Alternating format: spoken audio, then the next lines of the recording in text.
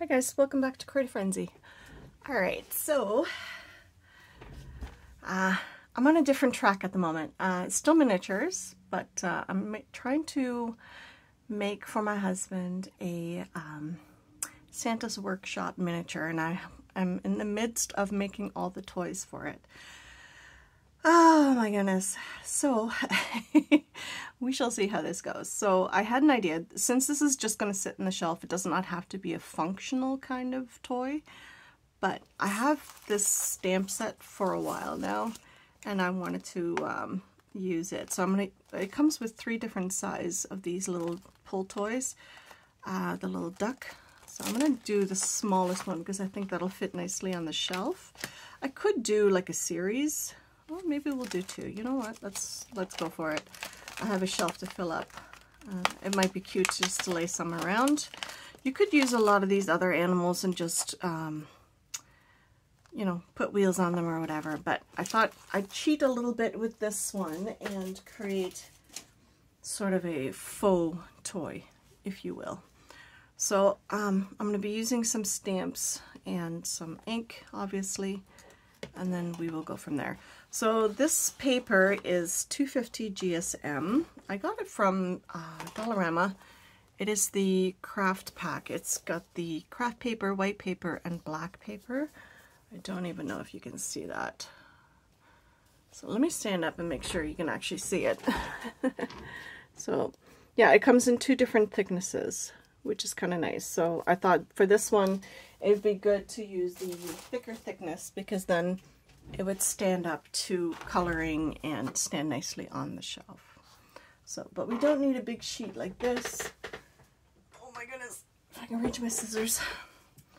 So I'm just going to cut a piece so it's a little bit more manageable.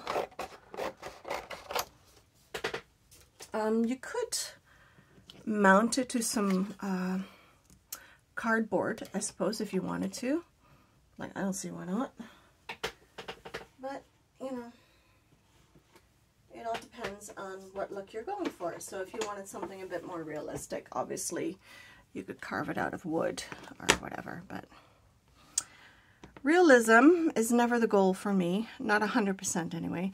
Sometimes it's just about, you know, the nuance of actual. I've never used these before, so I want to make sure I actually condition them a little bit. I may have used one, I don't know. So I'm hoping this will stamp nicely. I could, I suppose, do some heat embossing with this if I wanted to. Like if I wanted to make it a bit more, you know, unique, make it stand out a bit more. But we're not going to. So all we're going to do is we're just going to pop it on there. Let it sit for a few seconds. I'm just going to color them in. And again, like I said, you can mount them onto cardboard or something like that if you wanted to give it a bit more body. Oh, that's so cute. Okay. So what I like about these, they're kind of 2D already because of the way the stamp is, so which is kind of cool. I like that. So all we're going to do is color them in, and then we're going to cut them out. Bright yellow. I do have it somewhere.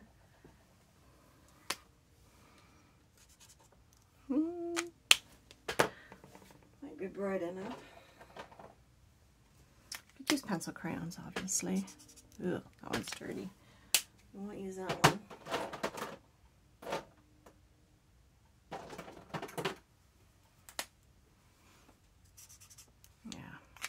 We'll just keep it to the one, and then we can do some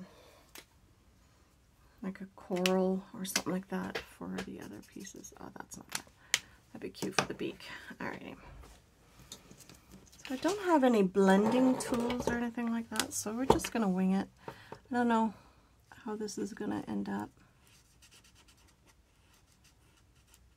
You put googly eyes on this. That'd be kind of cute.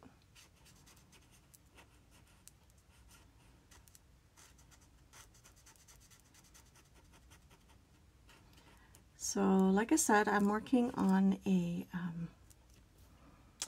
Santa's workshop. I've been having a lot of fun. I'm not going to show you all the processes this time around because it gets kind of boring, but I will show you the end result. In the meantime, I am going to do at least hopefully 2 or 3 videos where I'm going to show you how I make these little toys and, you know, to fill up the workshop and stuff like that, and then go from there. I thought it'd be kind of cute to try, you know, different toy making skills. I've never done little toys before, so I thought it'd be kind of cute to work on that. Yeah, so I thought it'd be fun to try doing something along those lines. Now I'm just gonna fill this area in. I just want to give it a little bit of dimension. If you are an amazing artist, you could obviously do these by hand. You don't have to use stamps like I'm using. I'm just cheating a little bit here just for expediency. I've been working on this project for a little bit of time now, so I wanted to just do something a little bit different. Let's see, I think we'll give it some, I was going to do black, but I think we'll just do some gray tires. And then I will fill it in with beads for some dimension.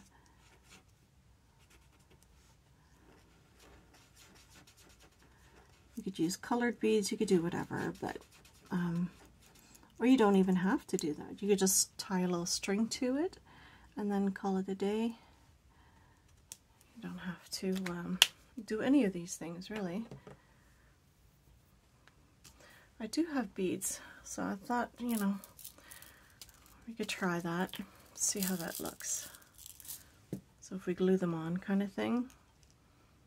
They're not very big, so I don't think that's really going to make any difference, but I think they'd be cute for the little pull string that's going to be on there. So I think we can leave it at that.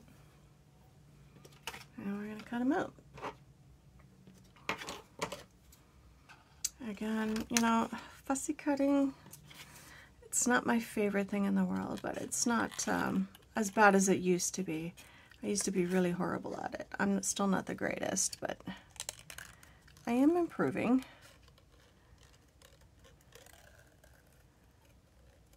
And this is definitely the boring part. Now, if you were to do a lot of these ahead of time, you could potentially, you know, glue them together one on top of each other and just make it a little bit more of a body and give it a bit more structure. You could probably customize these too, you know, make them into, I don't know, little party favors or something like that. I think that'd be kind of cute.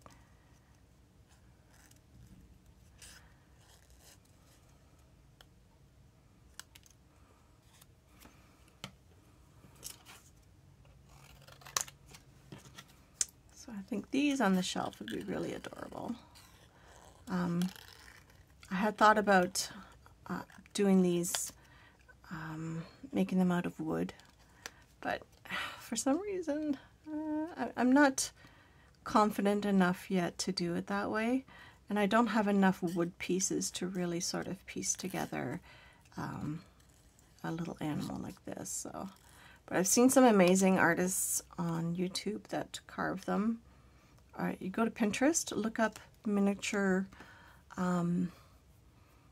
antique toys, and you see some amazing work by great artists, miniaturists that do fantastic jobs.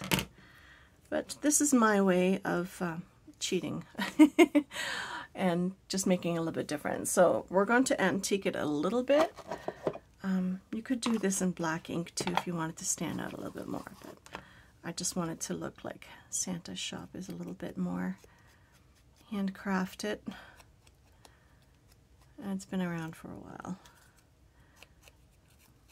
So Now you could cut out the tires again and then pop them up with some dimensional adhesive, like little pop dots or something like that, or little foam dots. I think that'd be cute. Actually, that would work quite well. Now I'm second guessing myself. Now I want to do that, but that's okay. You know what? We're going to do it because I think it's a great idea. You see? What you think of when you don't really plan ahead, but it's okay. We can do it this way. So unfortunately, I'm not going to be able to skip through a lot of the process of this because, again, it's not something I do on YouTube. Because realistically, these projects take time. You know, it's not something that is over and done with very quickly. So, you know, I'm trying to be realistic with myself too, you know. I'm just enjoying the process. So if you're like me and you enjoy the process, by all means, craft along.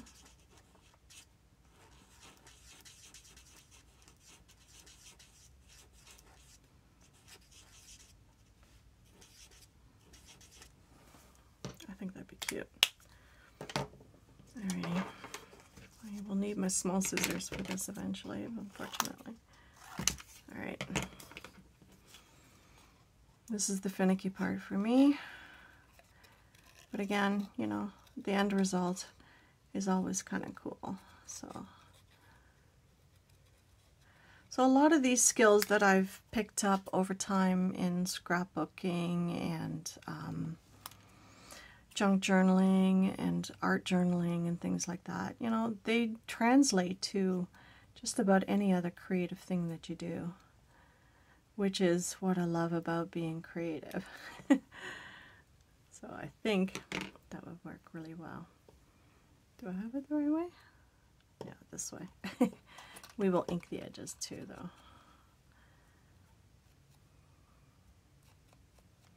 And since it's just going to sit on the shelf inside the little workshop, it'll be fine because it's not going to get wrecked or anything like that.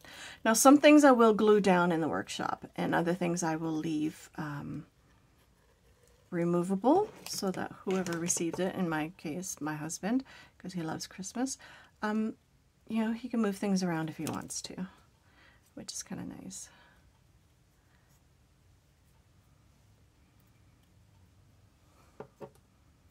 This is a little finicky, but that's okay. And inking the edges will hide a lot of my imperfections in cutting. Oops. Don't lose your things. Alrighty. Is that the right way? I don't even know.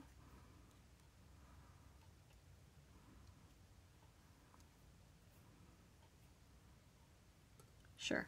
Okay. Yeah. Actually, that gives it a little bit more dimension already, which is exactly what we're going for. I don't have foam tape that small, so I am going to be generous with a dollop of glue, and we're just going to rest it on there. Alright, we're just going to line it up as best as we can. My fingers are probably in the way. And we're not going to press it down so that it gives a dimension. And you could do the same thing with the wing or other pieces of it, so it all depends on what you want it to do. Oh, these scissors are driving me crazy. Okay, hold on. Let's get this down. Oops.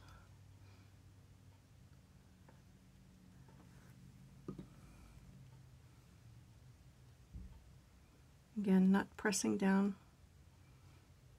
too hard. Just enough so that it lines up. There we go. I'm going to set those aside. And the glue can just be set aside for now. Alright, so now we need some thing to pull. If you wanted to, I guess you could put a little piece in there and then it would stand up nicer on its own, which we might do. I don't know. Let's see. If you really, really wanted to, you could mount it onto a block, but I'm not going to worry about it because again, it's just going to sit on the shelf, so it'll probably be okay.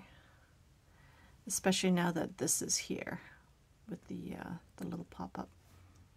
All right, I need some beads and some string.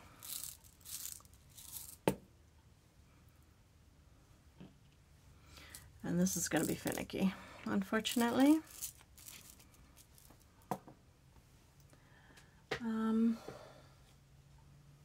You could use thread, or you could just use some floss. I think in this case I'm going to use some floss. Ooh. I have some, do you want to use green? We could use green. I think that'd be cute, or even turquoise. Which one? Green, I think. Alright, so this is the finicky part. If you really have a hard time with this, I found a little bit of glue just to keep the ends together, and then twisting it just so you can get your beads on there. It works really well.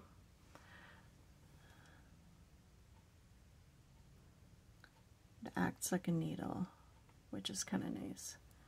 So I'm just going to feed them on there, and then we can cut and trim and tie knots as needed. Oops, that's making a liar out of me. Come on.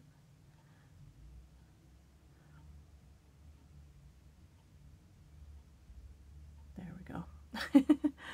So a little bit of glue goes a long way. So I'm just going to leave that there.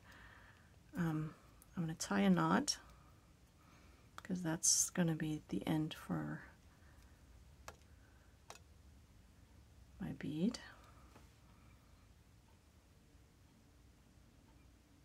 Alright, make sure the bead does not fall off. So that works. We're going to trim that so it has a little tail. And then we're going to make it about 1.5 inches long.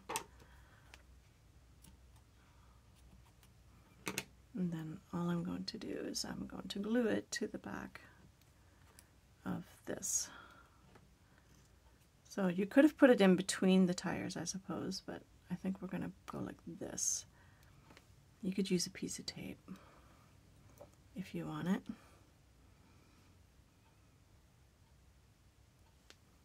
Or you could just put it on there like that. It's not going to go anywhere. We'll let that sit for a minute. And we're going to do this one. Same thing.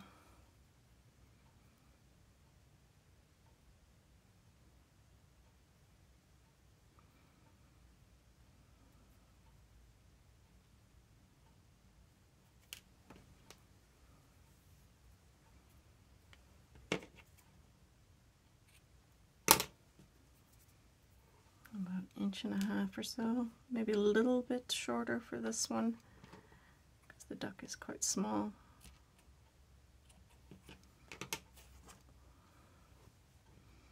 And then we'll do the same thing.